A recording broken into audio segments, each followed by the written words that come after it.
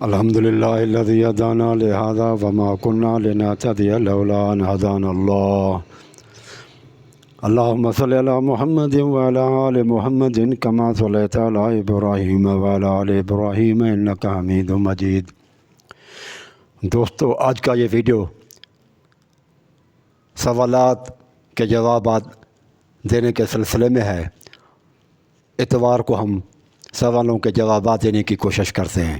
تو یہ ایک بھائی نے سوال کیا ہے کہ امام حسن و حسین سب صحابہ سے افضل ہیں اور وہی جنت کے وارث ہیں، تو جب صحابہ سے افضل ہیں تو اب ابو بکر اور عمر سے ان کو افضل کیوں نہیں سمجھتے؟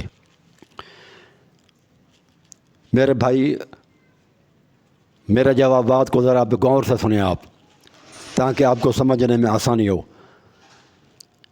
یہ قرآن مجید کی آیت ہے، سورۃ حدید، اور آیت نمبر 10 ہے۔ اس پر آپ غور کر لینا۔ اللہ سبحانہ و تعالیٰ فرماتا ہے کہ لا یستوی منکم من انفق من قبل الفتح، فتح مکہ سے پہلے جن لوگوں نے دو کام کیے، ایک اللہ کے راہ میں مال خرچ کیا اور دوسرا جہاد کیا، جنگوں میں حصہ لیا مکہ فتح ہونے سے پہلے۔ اللہ تعالیٰ فرماتا ہے لا یستوی، وہ برابر نہیں ہو سکتے، منکم من انفق من قبل الفتح وقاتل اولئک اعظم درجۃ، یہ ان کے درجات تو بہت بلند ہیں، من الذین انفقوا من بعد وقاتلوا، ان لوگوں سے جو مکہ فتح ہونے کے بعد اللہ کی راہ میں انہوں نے خرچ بھی کیا اور جنگوں میں حصہ بھی لیا، جنگیں بھی کی۔ لیکن اللہ سبحانہ و تعالیٰ یہاں پر صحابہ کے دو گروہ کا ذکر کر رہا ہے۔ ایک گروہ صحابہ کا وہ ہے جو فتح مکہ یعنی 8 ہجری سے پہلے اللہ کے راستے میں خرچ کیا جنہوں نے، اور اس کے بعد جہاد بھی کیا اس کے ساتھ ساتھ۔ ابو بکر عمر جنگ بدر میں، جنگ احد میں، ہر جگہ پر تھے، اور اللہ کے راستے میں مال بھی خرچ کیا۔ لیکن بعد میں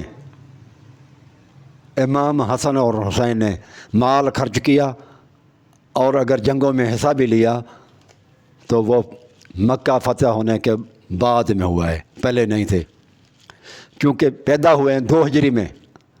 امام حسن پیدا ہوا ہے 2 ہجری میں، 3 ہجری میں امام حسن پیدا ہوا ہے، تو 8 ہجری میں یہ بچے تھے، 6 سال اور 5 سال کے، تو لہٰذا ان کا خرچ کرنا مال اور دولت اور جہاد میں حصہ لینا مکہ فتح مکے سے پہلے ممکن نہیں تھا۔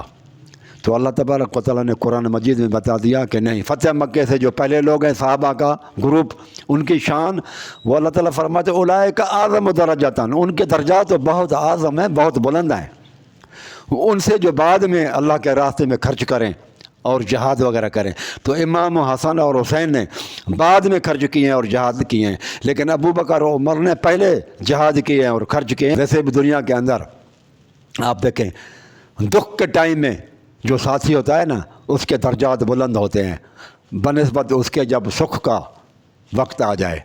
سکھ کے ٹائم کے دوست اور وفادار ان کا مقابلہ نہیں کر سکتے جو دکھ کے ٹائم میں ہوں۔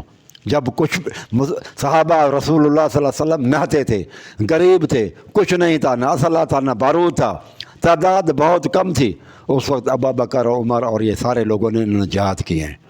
تو یہ تو قرآن مجید کی آیت ہے، سورۃ حدید کی آیت نمبر 10 سے ثابت ہوا کہ ابو بکر اور عمر کا اور وہ حضرت امیر حمزہ کا اور بلال رضی اللہ تعالیٰ عنہ کا، جو کہ پہلے ہی اسلام لا چکے تھے فتح مکے سے پہلے اور جہاد کر چکے تھے اور اللہ کے راستے میں خرچ کر چکے تھے، ان کے درجات بہت بلند ہیں ان سے جو بعد میں لے آئے۔ ہاں، لیکن اللہ تعالیٰ فرماتا ہے ایک بات یاد رکھو کہ وَكُلًّا وَعَدَ اللَّهُ الْحُسْنَىٰ، لیکن جنت کا وعدہ تو اللہ تعالیٰ نے وَكُلًّا سب کے ساتھ کر رکھا ہے، لفظ ہے کل، یعنی کہ ابو سفیان بھی اس میں آ گیا اور جو امیر معاویہ بھی آ گیا۔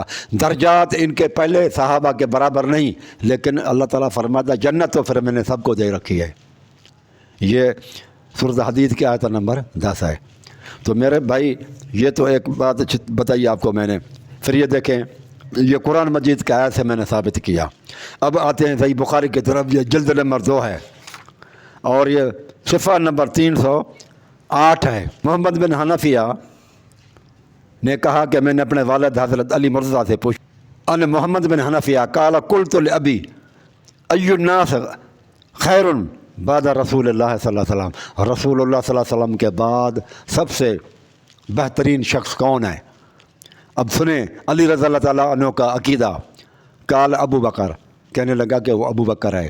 قلت ثم من، پھر میں نے کہا اس کے بعد کون ہے؟ قال ثم عمر، تو پھر کہنے لگا اس کے بعد عمر ہے۔ اور یہ حضرت علی کی فتویٰ، وہ قرآن کی فتویٰ، اب یہ علی رضی اللہ تعالیٰ عنہ کی فتویٰ کے سب سے افضل صاحب ذرا امام حسن حسین سے تو حضرت علی افضل ہیں، اور علی کہتا ہے کہ مجھ سے بھی افضل اور رسول اللہ صلی اللہ علیہ وسلم کے بعد ابو بکر اور عمر ہیں۔ یہ صحیح بخاری کی، شاید یہ صحیح بخاری کو آپ نہیں مانیں گے لیکن قرآن مجید کو تو آپ کو ماننا پڑے گا۔ یہ پھر تلخیص الصافی شیخ طوسی کی ہے، شیعہ رائٹر ہے، شیعہ رائٹر شیخ طوسی کہتا ہے کہ ان رجلا من قریشن، ایک شخص قریشی تھا، وہ آیا جا الی امیر المومنین علیہ الصلوۃ والسلام، امیر المومنین علیہ الصلوۃ والسلام کے پاس آیا، حضرت علی کے پاس آیا۔ فقال، پھر وہ کہنے لگا سمعتہ یقول فی الخطبہ، کہ میں نے سنا ہے کہ آپ نے خطبے میں کہا ہے کہ اللہم اصلحنا بما اصلحت بی خلفاء راشدین، اے اللہ تعالیٰ ہماری بھی اس طرح سے اصلاح کر دے جس طرح سے تو نے خلفاء راشدین کی اصلاح کی تھی۔ قلت فمن ہما، پھر میں نے کہا کہ اے امیر المومنین وہ دونوں کون سے ہیں، یہ خلفاء راشدین کون سے ہیں جن کے بارے میں آپ اس طرح کے اشع ریمارک دے رہے ہو؟ قال حبیب آیا و اما کا ابو بکر و عمر، کہنے لگے تو ابو بکر اور عمر ہیں امام الہدا، یہ ہدایت کے امام ہیں، وہ شیخ الاسلام اور اسلام کے شیخ ہیں، بزرگ ہیں، وہ رجلا قریشن اور قریش کے جو ہے نا آدمی ہیں، والمقتدی بہما بعد رسول اللہ صلی اللہ علیہ وسلم، اور رسول اللہ صلی اللہ علیہ وسلم کے بعد میں ان کی پیروی کا جو ہے نا وہ کہا گیا۔ تو یہ آپ نے دیکھا کہ خلفاء راشدین علی رضی اللہ عنہ مان رہے ہیں، اور اس کے نچلی یہ روایت بھی ہے کہ ان علی، کہ بے شک علی، یہ لکھا ہوا ان علی، بے شک علی رضی اللہ تعالیٰ عنہ نے علیہ الصلوۃ والسلام قال فی الخطبہ، خطبے میں کہا، ممبر پہ کہا، مسجد میں کوفے کے اندر یہ اعلان کیا، خیر ہذہ الامت بعد نبیہا ابو بکر و عمر، اس امت کے سب سے بہترین شخص رسول اللہ صلی اللہ علیہ وسلم کے بعد، کہتے بعد ہذہ الامت، خیر ہذہ الامت، اس امت کے سب سے خیر سب سے بہترین آدمی بعد نبیہا، اس امت کے نبی کے بعد کون ہے؟ ابو بکر و عمر، کہتے ہیں ابو بکر و عمر ہیں۔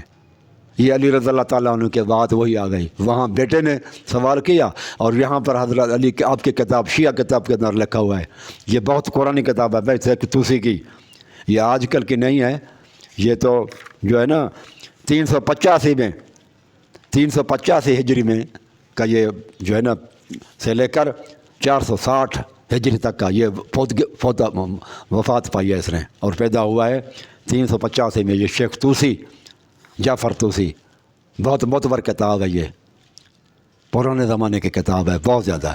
یہ حضرت علی کا خطبہ، وہ صحیح بخاری کی سنی کتاب، یہ شیعہ کتاب، اور یہ قرآن تو سب کے لیے ہے۔ اس کے اندر بھی آپ نے سن لیا کہ فتح مکے سے پہلے والوں کی شان بعد والوں سے بہت کہیں اونچی ہے، یہ آپ کی کتاب، پھر بھی آپ نہیں مانتے تو آپ کی بھائی مرضی۔ پھر وہ ایک آدمی نے سوال کیا ہے، ابراہیمی رئیسی صاحب جو ہیں وہ جنتی ہیں دوزخی ہے، یہ اللہ سبحانہ و تعالیٰ بہتر جانتا ہے کہ جنتی کون ہے اور دوزخی کون ہے، ہم بھائی مفتی نہیں ہیں یہ۔ باقی ہاں اتنا ہم کہہ سکتے ہیں کہ رئیسی کے وقت میں اس نے کوئی اسلامی قوانین نافذ نہیں کر رکھے تھے۔ چور کی سزا جو اسلامی ہے کہ ہاتھ کاٹنا ہے، اور قتل جو کرے تو اس کا قصاص میں قتل کیا جائے۔ زانی کو جو قرآن مجید کے سورۃ نور کی آیتوں میں سزا ہے وہ ایران میں سزائیں نہیں ہیں، اور وہ بھی علانیہ۔ پھر بینکوں کے اندر سود، وہ بھی وہاں پر چل رہا ہے، سودی کاروبار، اور وہ قرآن مجید میں ہے کہ جو سود ختم نہیں کرتے وہ لوگ اللہ سبحانہ و تعالیٰ سے اعلان جنگ کر رہے ہیں۔ اعلان جنگ ہے میں ہیں وہ لوگ جو اللہ کی خاطر سود کو، کاروبار کو ختم نہیں کرتے۔ تو جو اللہ تعالیٰ سے اعلان جنگ کرے، تو ہم یہ بتا رہے ہیں کہ یہ بڑے گناہ ہیں جو اس کے کھاتے میں تھے۔ اس نے ایران کے اندر اصلاحات، یہ اسلامی قوانین نافذ نہیں کیے۔ اب تو جو بندہ اس طرح کا ہو تو اس لیے ہم اس کو یہ نہیں کہہ سکتے کہ وہ شہید ہوں گے۔ یہ صرف ابراہیم رئیسی نہیں ہے، بلکہ کسی بھی ملک کا، سنی ملک کا ہو چاہے کوئی، اگر اس کے ملک میں اسلام نہیں ہے تو یہ اس کے کام جو کفریہ ہیں وہ ہم بتا سکتے ہیں کہ یہ فلاں کام کفریہ ہیں، اور قرآن مجید ان کو ظالم کہتا ہے، فاسق کہتا ہے۔ تو جب ظالم اور فاسق مر جائے تو پھر اس کے لیے یہ نہیں ہم کہہ سکتے کہ وہ شہید ہے۔ تو یہ بھی میں نے قرآن مجید کی سورۃ مائدہ میں آیت نمبر 44 ہے، 44 ہے کہ وَمَن لَّمْ يَحْكُم بِمَا أَنزَلَ اللَّهُ فَأُولَٰئِكَ هُمُ الْكَافِرُونَ، جو لوگ اللہ کے نازل کردہ شریعت کے مطابق فیصلے نہیں کرتے تو وہ کفر کر رہے ہیں۔ سود کا کاروبار اور شرعی سزائیں نافذ نہ ہونے کی وجہ سے ایسے لوگوں کو تو اللہ سبحانہ و تعالیٰ ظالم کہتا ہے، تو میں ان کو شہید کس طرح سے کہوں؟ وہ اللہ تعالیٰ فرماتا ہے یہ محبوب نہیں ہے، اور لوگ کہتے ہیں کہ نہیں یہ اللہ تبارک تعالیٰ کے راستے میں شہید ہے، یہ اللہ کا محبوب ہے۔ اللہ تعالیٰ تو قرآن مجید میں کہتا ہے کہ نہیں، میرے محبوب اس طرح کے نہیں ہوتے جو میری زمین پر میرے جو ہے نا قوانین کو نافذ نہ کریں۔ اچھا، اس کے بعد ایک صاحب لکھتے ہیں کہ رسول کا دشمن اور صحابہ کا دشمن، ان کو آپ بھائی کیوں کہتے ہیں؟ اس کا مطلب یہ ہے کہ آپ بار بار کہتے ہیں شیعہ بھائی، تو میرے بھائی شیعہ بھائی اس لیے ہیں کہ وہ آدم علیہ السلام کے اولاد سے ہیں، اس لیے ہمارے بھائی تو ہیں نا، تو ہم ان کو برادری سے تو نہیں نکال سکتے۔ اور یہ قرآن مجید کے اندر اس طرح کی باتیں ہوئی ہیں۔ اب یہ سن لیں، قرآن مجید کی سورۃ ہود ہے اور آیت نمبر 50 ہے۔ قرآن کہتا ہے وَإِلَىٰ عَادٍ أَخَاهُمْ هُودًا، اور ہم نے قوم عاد کی طرف ان کے بھائی ہود علیہ السلام کو بھیجا۔ دیکھا قرآن مجید بھی کہتا ہے ہود علیہ السلام کو ان کی قوم جو اگرچہ کافر تھی لیکن پھر بھی اللہ نے ان کو اخاہم، ان کا بھائی کہا ہے۔ تو اس کے بعد پھر آپ دیکھیں یہ وَإِلَىٰ ثَمُودَ أَخَاهُمْ صَالِحًا، قوم سمود کی طرف ہم نے بھیجا ان کے بھائی صالح علیہ السلام کو، تو صالح کو اخاہم، سمودیوں کا بھائی کہا، حالانکہ وہ ان کی قوم اسلام پر نہیں تھی، اس کے باوجود اخاہم۔ تو یہ سورۃ ہود کی 2 آیتیں میں نے آپ کے ساتھ پڑھی ہے، ایک آیت نمبر 50 ہے اور ایک آیت نمبر 61 ہے سورۃ ہود۔ اس طرح سے قرآن مجید میں کاف قرآن مجید میں بھی ہے وَإِخْوَانُ لوط، اور لوط علیہ السلام کے بھائی، تو لوط علیہ السلام کی قوم کو اخوان لوط کہا گیا قرآن مجید میں، وعاد وفرعون واخوان لوط، لوط علیہ السلام کے بھائی۔ آیت نمبر 13 سورۃ قاف والقرآن المجید، یہ 26واں پارہ ہے۔ تو اس میں بھی اللہ تعالیٰ نے بھائی کہا ہے، تو ہمیں یہی کہنا چاہیے، قریب کرنے کے لیے بھی اور اخلاق میں بھی ہمیں ان کو گالیاں نہیں دینی چاہیے، شیعہ بھائی کہنا چاہیے، اور یہ قرآن مجید سے ثابت ہے۔ آدم علیہ السلام کے اولاد سے ہیں، ہمارے بھائی ہیں۔ اچھا، اس کے بعد محمد سعد اللہ سعید صاحب کہتے ہیں کہ ابراہیم علیہ السلام، ابراہیم نئیسی کی شہادت اول درجے کی نہیں ہے، 4تھے درجے کی ہے۔ بھائی وہ شہادت اس لیے نہیں ہے کہ وہ صرف شیعہ ملک نہیں، کسی اگرچہ سنی ہو یا وہابی ہو، کسی بھی ملک کا رہنے والا ہو، اس کے ملک میں اسلامی نظام نہیں ہے تو وہ گناہ گار ہوگا۔ اللہ تعالیٰ اس کو ظالم کہتا ہے قرآن مجید کے اندر، تو اس کو ہم شہادت کا درجہ نہیں دے سکتے، 4تھے درجہ ہو یا پہلا درجہ ہو۔ پھر وہ کہتے ہیں کہ علی، ایک صاحب ہے وہ کہتے ہیں کہ علی نفس رسول ہے۔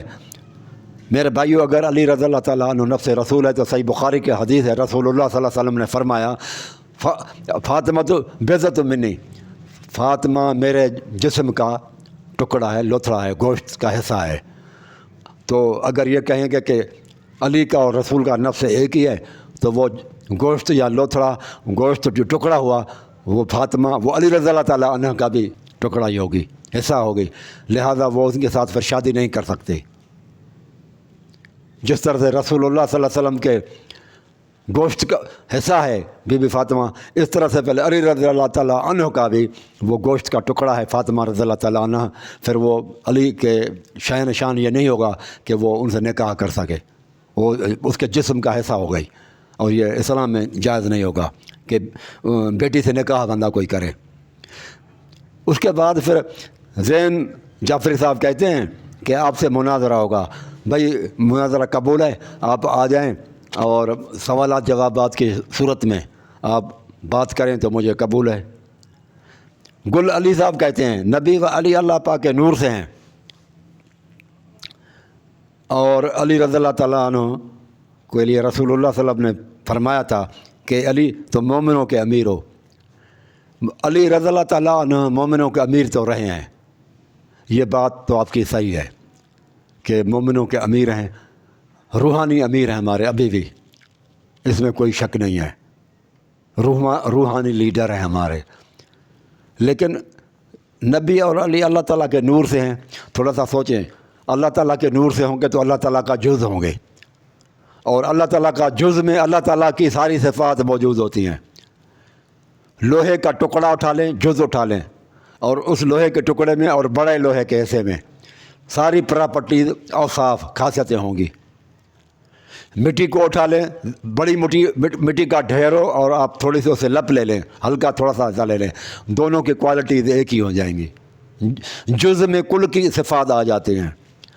اگر اللہ تعالیٰ کے رسول اللہ صلی اللہ علیہ وسلم اور حضرت علی اللہ تعالیٰ کا حصہ ہیں، جز ہیں، اللہ کے نور سے پیدا کیے گئے ہیں، تو پھر یہ ہوگا کہ اللہ تعالیٰ کا جز ہو گئے، اور اللہ تعالیٰ کا جز اس میں وہی صفات آ جائیں گی جو اللہ تعالیٰ کی ہیں، لہٰذا یہ شرک ہو جائے گا، کفر عقیدہ ہے، یہ بات غلط ہے، کہیں بھی اللہ تعالیٰ نے قرآن مجید میں نہیں کہا اور کسی صحیح حدیث میں نہیں ہے کہ اللہ تعالیٰ کے نور میں سے رسول اللہ صلی اللہ علیہ وسلم اور پنجتن جو ہے نا وہ بنے ہیں، تو یہ باتیں غلط ہے۔ رسول اللہ صلی اللہ علیہ وسلم تو قرآن میں کہتے ہیں کہ قل انما انا بشر مثلکم یوحی الیہ، یہ صورت کہف ہے، اس کی آخری رکوع میں ہے کہ آپ محمد صلی اللہ علیہ وسلم اعلان کر دیں کہ میں تمہاری طرح کا بشر ہوں، لیکن ہماری مثل نہیں ہے، پتھر میں فرق ہے، ہیرا بھی پتھر ہے، اور ریلوے کا پتھر بھی پتھر ہے، روڈ کا پتھر بھی پتھر ہے، سنگ مرمر کا پتھر بھی پتھر ہے، اور ہیرا بھی پتھر ہے، وہ بہت ہی اعلیٰ قسم کے بشر ہیں،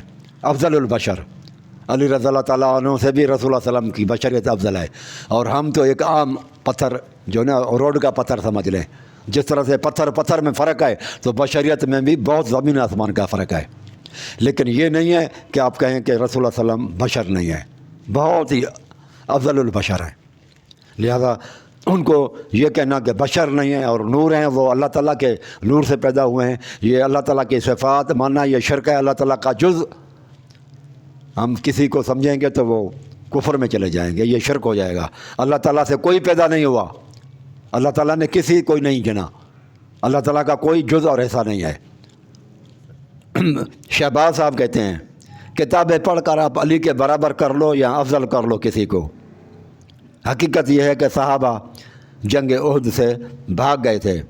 شہباز صاحب کہتے ہیں میرے بھائی، میں نے آپ کے سامنے دو حوالے دیے، ایک قرآن مجید کی، پھر یہ صحیح بخاری کی حضرت علی نے کہا، آپ پہلے میں جواب دے چکا ہوں جو شروع میں سوال تھا اس میں، اور یہ آپ کی شیعہ کتاب ہے تلخیص الشافعی، اس میں بھی سیوطی صاحب، توسی صاحب، شیخ توسی، بہت پرانی کتاب ہے، صفحے نمبر 218 پہ کہتے ہیں کہ اس امت میں سب سے بہترین ابو بکر عمر ہیں۔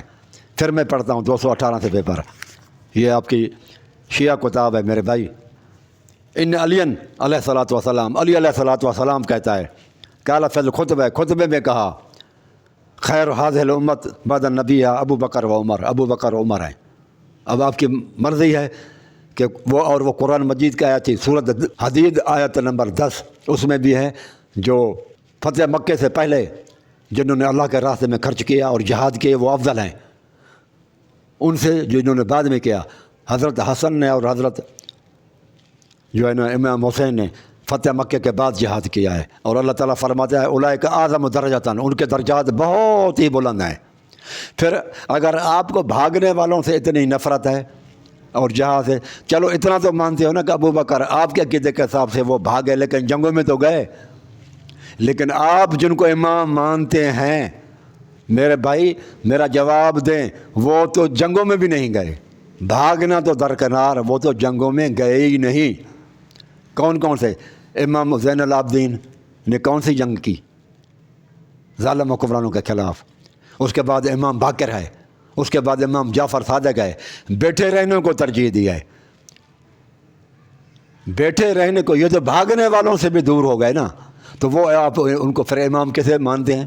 بھاگنے والوں سے اتنی نفرت ہے تو وہ آپ کا امام ماضی ابھی تک بھاگا ہوا ہے، 1300 سال سے زیادہ عرصہ ہو گیا، اور وہ آپ اس کو امام سمجھ لیتے ہیں، تو ان کو خلیفہ سمجھنے کے لیے تیار نہیں کہ حق کے خلیفے تھے۔ بھاگنا، جنگوں میں گئے تو صحیح نا، جانے سے طاقت تو دی رسول اللہ صلی اللہ علیہ وسلم کے لشکر کو، تعداد تو بڑھایا نا، اتنا تو آپ مانتے ہیں، حالانکہ وہ بھاگے بھی نہیں ہیں۔ آپ نے لکھا گھروں کو بھاگ گئے تھے، ثابت کریں کہ گھروں کو بھاگے گئے تھے، وہ اسی میدان میں تھے۔ یہ بھی ان کے اوپر جھوٹ بولا ہے، بھائی آپ نے غلط بیانی کی ہے کہ وہ گھروں کو بھاگے گئے، گھروں کو نہیں بھاگے گئے تھے، ثابت کریں، وہ ادھر ہی میدان میں تھے۔ لیکن کبھی انسان تھک جاتا ہے، ریسٹ لے لیتا ہے، اس کے لیے وہ گاڑی جس میں ریورس گیئر نہ ہو وہ بالکل فضول اور بیکار ہوتی ہے، کبھی کبھی ریورس گیئر بھی لگانی پڑتی ہے۔ ہر وہ گاڑی جو آگے ہی بڑھنا جانتی ہو، ریورس گیئر نہ ہو تو آپ بھی اس گاڑی کو نہیں خریدو گے۔ تو کبھی اگر ابو بکر نے ریورس گیئر لگا دی تھکاوٹ دور کرنے کے لیے، تلوار چلانی پڑتی ہے مسلسل، تو بندہ تھک جائے یا ریسٹ کر لے یا پھر نئے سرے سے حملہ کرنے کے لیے آ جائے، تو آپ اس کو کہیں گے گھر بھاگ گئے تھے، وہ تو ادھر ہی موجود تھے۔ پھر جب رسول اللہ صلی اللہ علیہ وسلم نے جنگ عہد میں اعلان کیا الیہ عباد اللہ، اے اللہ کے بندو آ جاؤ، میں ادھر کھڑا ہوں، تو سارے واپس آ گئے۔ شیعوں کے کتابوں میں بھی لکھا ہوا ہے۔ اور پھر اگر ایسی بات ہی تو علی رضی اللہ تعالیٰ عنہ کیوں کہتے ہیں کہ ابو بکر عمر سب سے یہ کتاب تو شیعہ کی ہے نا، یہ سنی کتاب بھی نہیں ہے۔ چلو وہ بخاری میں بھی ہے، محمد بن حنفیہ حضرت علی کا بیٹا، ہم ان سے پوچھ رہے ہیں، تو سنی کتابوں میں بھی ہے، شیعوں کتابوں میں بھی ہے۔ قرآن کہتا ہے ان کی شان پہلے زیادہ ہے جنہوں نے جہاد کیا پہلے، اور بھی بہت ساری کتابیں ہیں جو میں وقت پر پیش کروں گا۔ یہ کشف الغمہ ہے، ٹھیک ہے، یہ اربلی کی کتاب ہے۔ یہ کیا کہتا ہے امام باقر کیا کہتا ہے؟ ابو بکر صدیق ہے، صدیق ہے، صدیق ہے۔ صفحے نمبر 103 پہ ہے میرے بھائی، کہ ایک آدمی آیا، سألت ابا جعفر محمد بن علی علیہ الصلوۃ والسلام سے سوال کیا ایک شخص نے، ان حلیت السیوف کہ دستہ جو ہے نا تلوار کا، وہ چاندی کا میں لگا سکتا ہوں، بنواؤں؟ قال لا باس فیہ، کہنے لگا اس میں کوئی جو ہے نا وہ کوئی بات نہیں ہے، آپ لگا سکتے ہیں، چاندی کا دستہ تلوار کو لگوا سکتے ہو۔ کہتا اللہ ابو بکر صدیق نے بھی چاندی کا دستہ لگایا تھا۔ یہ اربلی صاحب کی کتاب ہے، بہت پرانی کتاب ہے، یہ جو ہے نا پرانے زمانے کا معتبر کتاب ہے، آپ کے شیعہ کی ہے۔ سیف ہی، اپنی سیف کو، کہتا اللہ ابو بکر صدیق سیف ہو، اپنی تلوار کو لگایا تھا۔ قلت وتقول صدیق، تو میں نے کہا کہ آپ ابو بکر کو صدیق کہتے ہو، امام باقر کی بات ہے میرے بھائیوں۔ قال، ہاں، منہ کیا قبلے کی طرف اور کہتا ہے قال نعم صدیق، نعم صدیق، نعم صدیق، ہاں وہ صدیق ہے، ہاں وہ صدیق ہے، ہاں وہ صدیق ہے، 3 مرتبہ کہا ہے امام باقر کہتا ہے۔ اور جو اس کو صدیق نہیں مانتا، فمن لم یقل لہ صدیق، اور وہ شخص جو ابو بکر کو صدیق نہیں کہتا، فلا صدق اللہ لہ قولا فی الدنیا والآخرہ، اللہ اس کی زبان کو سچا نہ بنائے، نہ دنیا میں نہ آخرت میں۔ لو جی، بددعا بھی ساتھ ہے جو ابو بکر صدیق کو نہیں مانتے۔ یہ آپ کا امام ہے، امام باقر۔ یہ کتاب کشف الغمہ، جلد ثالث، تیسرا۔ اب مجھے بتاؤ، آپ کے اماموں کو مانے، علی کو مانے، بخاری کو مانے، قرآن مجید کو بھی نہیں مانتے، تو میں کیا کر سکتا ہوں آپ کو میرے بھائیوں؟ بہت ساری تفاسیر آپ دیکھیں، اس میں نفس سے مراد وانفسنا، یعنی کہ بہت زیادہ نفوس لے آئیں، نفس کے معنی یہ ہے کہ آپ کہ اپنے جنس کے لوگ لے آئیں محمد صلی اللہ علیہ وسلم، لیکن کیونکہ وہ ابھی شرط طے ہونے تھے تو صرف علی کو لے گئے۔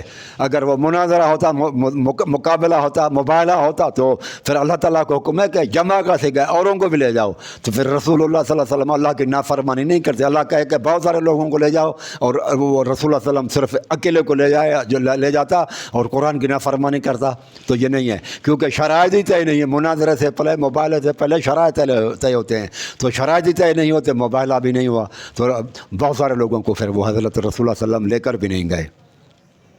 مباہلہ ہوتا تو پھر پتہ چلتا کہ کس کس کو لے جاتے ہیں۔ تو میرے بھائی، یہ جو آپ کہتے ہیں نا کہ لا فتح الا علی لا سیف الا ذو، اور جو اگر عہد کے اندر سب میدانوں میں بھاگ گئے تھے، صحابہ ابو بکر عمر بھاگ جاتے تھے، تو پھر میرے بھائی ذوالفقار اپنا شہباز صاحب اتنا نہیں سوچتے کہ رسول اللہ صلی اللہ علیہ وسلم بھگوڑوں کو پھر جنگوں میں کیوں لے جاتے تھے، اور علی رضی اللہ تعالیٰ عنہ کو جنگ تبوک میں چھوڑ کے، عورتوں میں بچوں میں چھوڑ کے چلے گئے۔ ٹھیک، علی نہیں ہے جنگ تبوک میں، ابو بکر عمر ہیں۔ اب مجھے بتاؤ جنگ تبوک فتح ہوئی یا نہیں ہوئی؟ میرا یہ سوال ہے تمام دنیا کے شیعوں سے، بتاؤ علی نہیں ہے، حضرت حسن بھی نہیں ہے، حضرت حسین بھی نہیں ہے۔ جنگ تبوک میں رسول اللہ صلی اللہ علیہ وسلم ابو بکر عمر کو لے گئے، جنگ فتح ہوئی یا نہیں ہوئی؟ لہذا یہ بات غلط ثابت ہو گئی کہ لا فتح الا علی لا سیف الا ذوالفقار، علی کے بغیر فتح نہیں ہو سکتی، تو علی کے بغیر تو فتح ہو گئی، یہ بھی جھوٹ ثابت ہو گیا کہ لا فتح الا علی، علی کے بغیر فتح نہیں ہو سکتی۔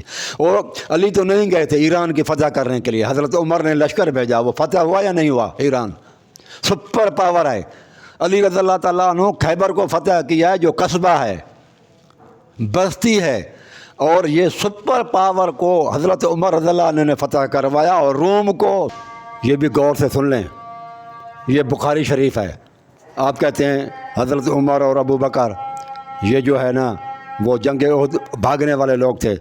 اللہ کے بندے، آپ اس میں دیکھیں صفحہ نمبر 319 پہ ہے، حضرت عمر مر رہے ہیں اور کہتا ہے دیکھو میرے اوپر کتنا قرضہ ہے۔ لوگوں نے حساب کیا تو 86,000 درہم یا کچھ ایسا ہی قرضہ نکلا۔ حضرت عمر نے کہا اگر میری اولاد کا مال اسی قرضے کو کافی ہو تو ان کے مالوں میں سے ادا کر دیا جائے۔ میری چیلنج ہے بھائی دنیا کے اندر، اگر آپ عمر کو نہیں مانتے اور ابو بکر کو، تو بتاؤ دنیا کے رسول اللہ صلی اللہ علیہ وسلم نے بھی کوئی مال نہیں چھوڑا، اور یہ سنت نبی پر کس دنیا کے اندر کون سا بادشاہ ہے دنیا کے اندر بتائیں شیعہ حکمران ہو کر گزرا ہے؟ یا آپ کے اماموں سے بھی میں، آپ ان کا بھی دلیل دیں، یہ بھی مجھے دلیل دیں کہ علی رضی اللہ تعالیٰ، تمام دنیا کے شیعوں کو میری چیلنج ہے، مجھے یہ بتائیں کہ حضرت عمر نے تو قرضہ چھوڑا تھا، اگر یہ قرضہ چھوڑنے والا منافق ہے تو مجھے یہ بتاؤ کہ جو مال چھوڑ کر جائے تو وہ ایماندار پکا مومن ہوتا ہے؟ اور منافق تو ہوتا ہی دنیا داری کے کمانے کے خاطر ہے۔ معلوم ہوا یہ سارے داغ جتنے بھی ہے یہ ختم ہو گئے عمر رضی اللہ عنہ کے اوپر، کیونکہ وہ قرض تھا اور قرض کی حالت میں مرا ہے۔ یہ ہے صحیح بخاری کتاب مناقب کے اندر، اور کتنے اس کے اوپر قرضہ تھا وہ بھی آپ نے دیکھ لیا، 86,000 درہم۔ اب میں آپ کے کہتا ہوں کہ ان کو تو آپ امام نہیں سمجھتے، خلیفہ نہیں سمجھتے، آپ کے جو ہے نا 12 اماموں سے مجھے بتائیں کہ کتنے لوگ ہیں جو قرضے کی حالت میں وفات پا چکے ہیں، ثابت کریں۔ اور یہ صحیح بخاری کی اگر روایت آپ نہیں مانتے تو یہ کتاب ہے ڈاکٹر لیبان، انگریز، تاریخ تمدن، the history and culture of Arab, doctor Gustave Le Bon کی ہے، اور سید علی برگرامی نے یہ اردو بازار سرگودے سے شائع کیا ہے۔ سید علی برگرامی تاریخ تمدن عرب کی، اس میں لکھا ہے کہ کہتا ہے کہ یہ سب خلفاء راشدین یعنی کہ ابو بکر اور حضرت عمر، حضرت عثمان، حضرت علی، یہ سب حضرات رسالت مآب کے صحابہ تھے۔ ان میں پیغمبر خدا کی سخت زندگی اور سادہ عادتیں موجود تھیں، اور کسی قسم کی شان حکومت ان میں نہ تھی۔ حضرت اب آتے ہیں اس کی طرف سے، حضرت ابو بکر نے اپنی وفات کے وقت کل 3 چیزیں چھوڑیں، صرف 3 چیزیں چھوڑی ہیں۔ ایک جوڑا کپڑے کا جو آپ پہنتے تھے، ایک اونٹ جس پر آپ سوار ہوتے تھے، یہ حضرت ابو بکر ہیں، اور ایک غلام جو آپ کی خدمت کرتا تھا۔ عین حیات وہ بیت المال سے کل 5 درہم روزانہ اپنے عذوقے کے لیے لیا کرتے تھے۔ یہ ہے سادہ زندگی حضرت عمر کی، ابو بکر کی۔ کیا یہ ایسے لوگوں کو آپ منافق کہتے ہیں جنہوں نے کچھ نہیں بنایا اور سارا جو کچھ تھا مار لوٹایا رسول اللہ صلی اللہ علیہ وسلم کے اوپر؟ اب آئیں حضرت عمر کی طرف۔ حضرت عمر بے عوض اس کے کہ افواج اسلام کے بیش بہا غنیمتوں میں سے حصہ لیں، محض ایک ابا کے مالک تھے۔ ایک قمیص تھی جس کا وہ ملکیت رکھتے تھے، ابا، جس میں متعدد پیوند تھے۔ یار کافر لوگ بھی مانتے ہیں، آپ لوگ مسلمان ہو کر نہیں مانتے۔ پیوند تھے، اور آپ راتوں کو مساجد کی سیڑھیوں پر غربا کے ساتھ سویا کرتے تھے۔ یہ کافر لوگ مانتا ہے، وہ صحیح بخاری کی حدیث ہے، اور یہ تاریخ تمدن عرب کا ڈاکٹر لیبان لکھ رہا ہے، سید علی بلقرامی نے ترجمہ کیا ہے کتاب کا صفحہ نمبر 135 کے اوپر۔ مجھے بتاؤ کیا ایسے لوگوں کو آپ تانا دیتے ہیں؟ اگر یہ لوگ تانا دیتے ہیں تو لائیں آپ، مجھے یہ بتائیں، میری چیلنج ہے کہ مجھے یہ بتائیں کہ حضرت علی نے کتنے مال چھوڑا تھا، کتنا قرضہ چھوڑا، اور امام حسن حسین، اور اس کے بعد آپ امام جعفر صادق، امام باقر، امام تقی، امام نقی، کتنے یہ قرضہ چھوڑا تھا بتائیں مجھے۔ وہ مالدار مال چھوڑ کر گئے تھے، اور یہ قرض جو ہے نا قرضہ انہوں نے چھوڑا ہے۔ تو مجھے بتاؤ کہ انہیں جو قرضہ چھوڑ کر جائے وہ منافق ہوتا ہے؟ منافق تو وہ ہوتا ہے جو دنیا چھوڑ کر جائے اور دنیا کی خاطر وہ سارا کچھ مکر اور فریب کرتا ہے۔ تو ایسے لوگوں کے اوپر آپ تہمتیں لگاتے ہو۔ اگر ایسے ہیں تو میرا جو چیلنج ہے تمام شیعہ بھائیوں کو، مجھے بتائیں کہ 12 اماموں نے کتنا قرضہ چھوڑا ہے۔ ہم نے تو آپ کو بتا دیا صحیح بخاری کے روایت سے بھی، اور انگریز رائٹر کے جو ہے نا وہ کتاب سے بھی، تاریخ ہسٹری اینڈ کلچر آف عرب کا رائٹر، تاریخ تمدن عرب ترجمہ ہے اس کا، اور وہ کہتا ہے کہ پیوند لگے ہوتے تھے۔ ایسے لوگوں کو آپ نہیں مانتے، ان کو تو سلام کرنا چاہیے۔ اقول قولی ھذا۔